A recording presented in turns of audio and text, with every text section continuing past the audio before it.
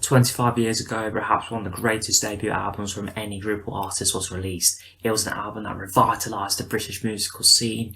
It was an album that would go on to spark one of the biggest rivalries in music history. It's an album that's been named amongst the greatest in many lists across critics worldwide. And it all started with Liam Gallagher simply telling the world to be themselves. I need to be myself.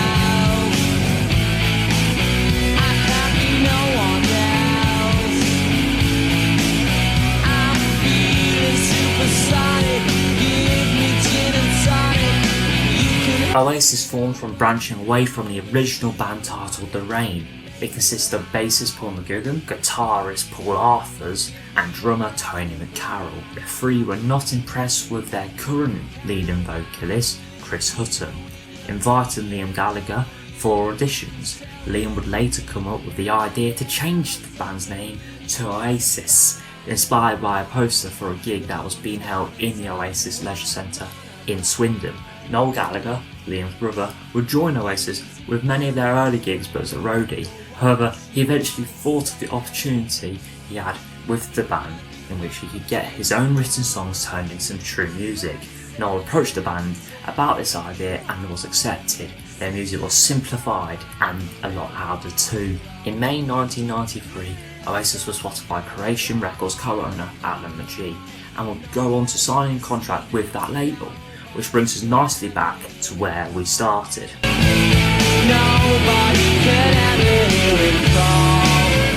With an album in the works, Oasis went and made a song in it one day. It would go on to be the first single released from Definitely Maybe, titled Supersonic. The single peaked at number 31 on the British charts, but would be seen as one of their greatest songs as more of the spotlight was put on the band. Supersonic would be the first song performed by Oasis on national television on Channel 4's Live The Word. Give it up for Oasis, making their TV debut with Supersonic. I need to be myself. I can't be no one else. Says good night.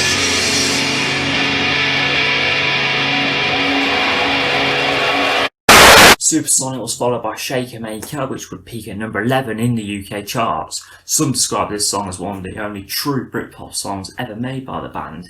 Others would see this song as plagiarism. Coca-Cola would have successfully sued the band £500,000 for the similarities with the company's song used in a 1971 advert titled "I'd Like to Buy the World a Coke." I'd like to be somebody.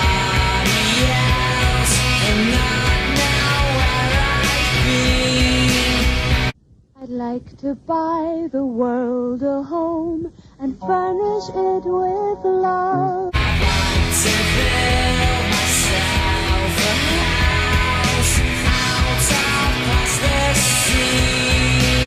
Grow apple trees and honeybees and snow white turtle doves.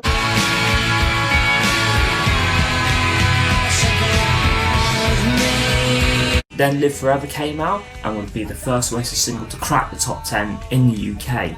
Noel said that the song was inspired by a number of factors, one being his mother, who was a big fan of gardening, with her garden even getting a mention in the song. The other being from the Nirvana B-side titled I Hate Myself, I Want to Die.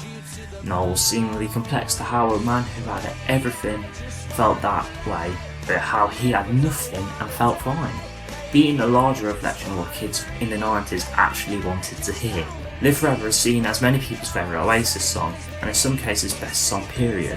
Anyway, it would entice many into buying into the Oasis hype soon after their first album was released. Now, I want to put yourself into the scenario. You are so excited as you've been waiting for hours in a queue to buy yourself a copy of the album, Definitely Maybe. You get home and you put your CD into your portable CD player, you put your orange Sony headphones in, and then you get the most Oasis-y Oasis song that ever Oasised.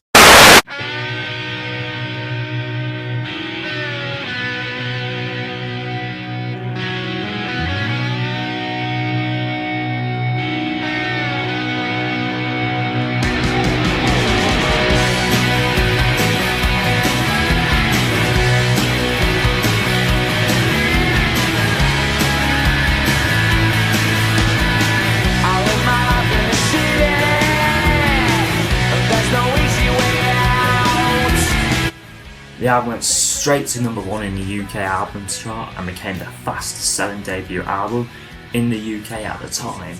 It went on to be 7 times certified platinum. 2.1 million plus sales is the equivalent by BPM. Definitely maybe marked the beginning of Oasis' success in the US, selling over 1 million copies there, despite only peaking at 58 on the Billboard Top 200.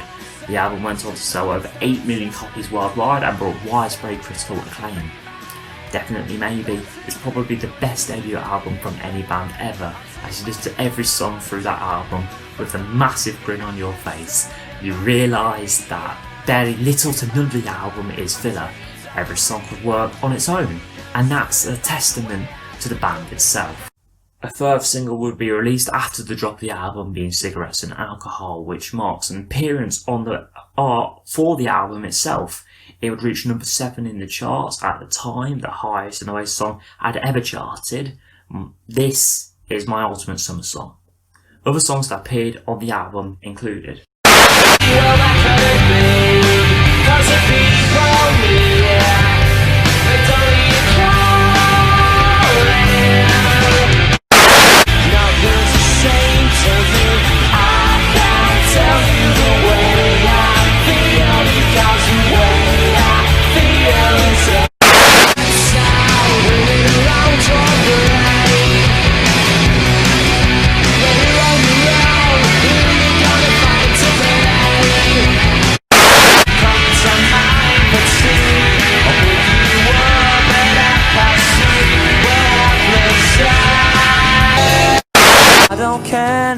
so don't you worry.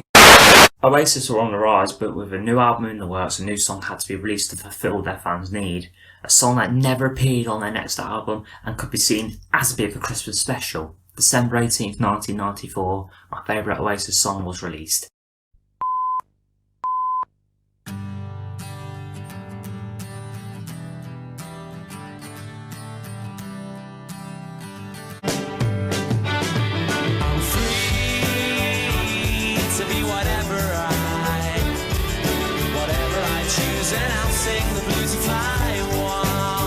This song stuck in the charts for a record 51 weeks after initial release in the top 100 of the British charts, an Oasis record that is. All this song would act as a promotion for the battle of the heavyweights in the Britpop scene. Blur's Part Life was extremely successful and Oasis has definitely maybe provided competition. Their next 2 albums would be a battle and one that the media were all over. But that will have to wait. A bit like Sally.